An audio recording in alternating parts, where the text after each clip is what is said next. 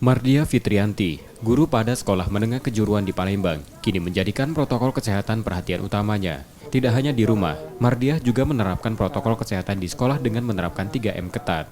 Selama beraktivitas di sekolah, Mardia tetap mengingatkan sesama guru rajin mencuci tangan, menggunakan masker hingga menjaga jarak. Tetap menjalankan aktivitas seperti biasa di sekolah, membuat Mardia selalu mendisiplinkan diri pada kondisi kenormalan baru saat ini. Karena pandemi COVID-19 kini menginfeksi orang-orang produktif. Ya, di depan ruang guru kita itu kan ada tempat cuci tangan. Jadi kadang saya suka mengingatkan teman-teman yang masuk ke dalam ruangan, cuci tangan dulu gitu.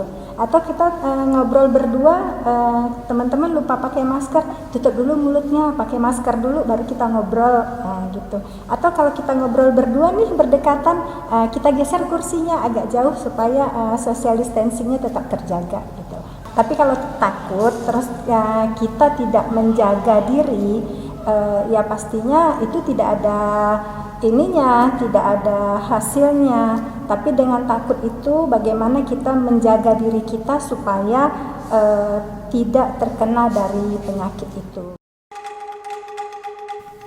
Sebagai guru untuk pelajaran dan guru ekstrakurikuler kesenian, tugas berat menanti Mardia karena awal tahun 2020 nanti, rencananya kegiatan belajar mengajar akan kembali digelar secara tatap muka. Selain harus menjaga diri sendiri, Mardiah juga harus menjaga kesehatan muridnya agar terhindar dari penyebaran COVID-19. Nur Muhammad, Kompas TV, Palembang.